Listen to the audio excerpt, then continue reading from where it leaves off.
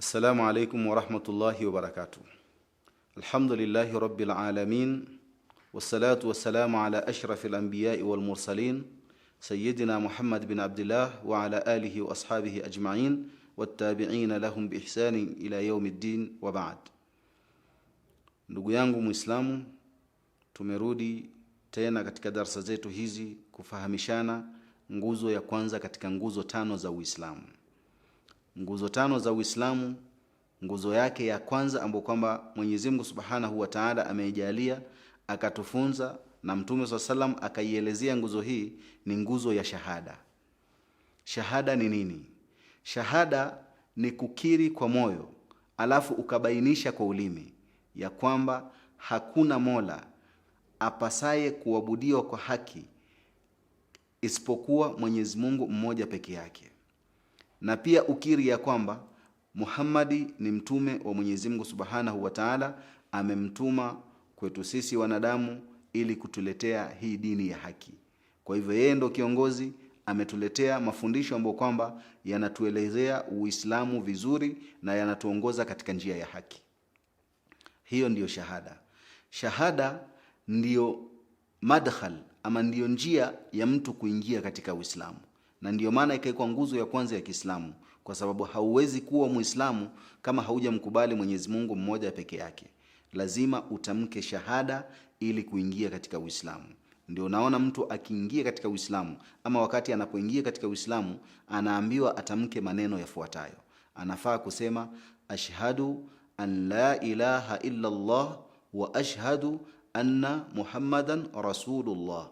Maneno haya Muislamu anayatamka kwa moyo wake akiwa ana imani ya kwamba hakuna Mungu mwingine ambaye kwamba anafaa kuabudiwa kwa haki isipokuwa Mwenyezi Mungu mmoja. Huyu Mungu ambaye kwamba hana mshirika, Mungu ambaye kwamba hana msaidizi, Mungu ambaye kwamba anafanya lile analolitaka kwa wakati anaotaka yeye linafanyika.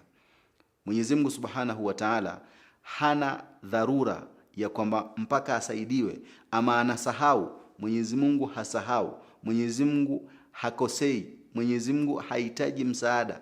Yeye mmoja peke yake aliyeumba hii mbingu, akaumba ardhi, basi ana uwezo wa kufanya kila anachotaka. Na yeye ndiye ambaye kwamba anastahiki kuabudiwa kwa haki.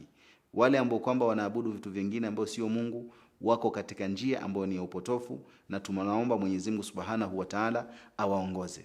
Kwa hivyo shahada ni kuamini Mwenyezi Mungu Subhanahu wa Ta'ala mmoja, na kuamini ya kwamba Mtume Muhammad SAW ni mtume wake ambaye kwamba amemchagua akamtuma katika ulimwengu mzima aweze kueneza hii dini.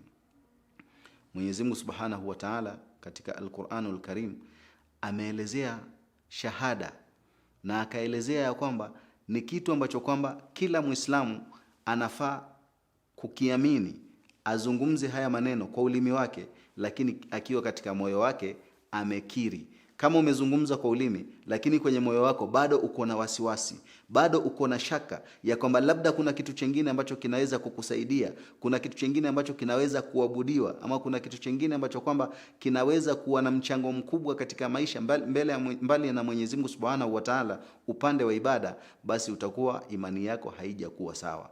Na kama utaamini Mwenyezi Mungu Subhanahu wa Ta'ala peke yake, usiamini mtume wake, pia imani yako itakuwa haijakuwa sawa.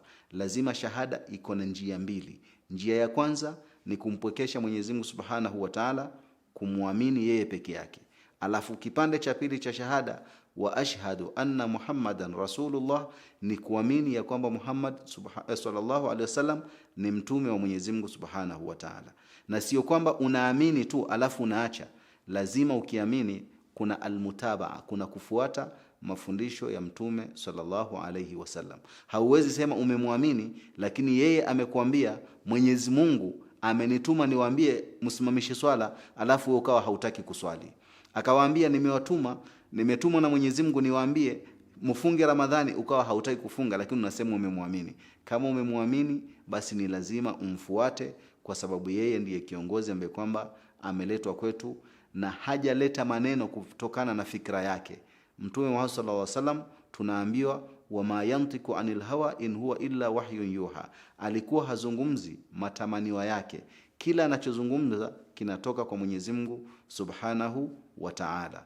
Mwenyezi Mungu Subhanahu wa Ta'ala alimtuma Mtume Muhammad sallallahu alaihi wasallam kwa watu wote, na huko mbele tutakuja kumzungumzia Mtume Muhammad sallallahu alaihi wasallam, tumjue tangu kuzaliwa kwake, maisha yake, na vile ambavyo kwamba alikuwa akiifunza dini kulingana na vile alivyokuwa kwamba Mwenyezi Mungu Subhanahu wa Ta'ala amemtuma bila kuongeza wala kupunguza. Mpaka hapa insha Allahu Ta'ala tutaishilia. Tutakuja kuizungumzia baadaye nguzo ya pili ya Uislamu ambayo ni nguzo ya swala. Wassalamu alaikum wa rahmatullahi wa barakatuh.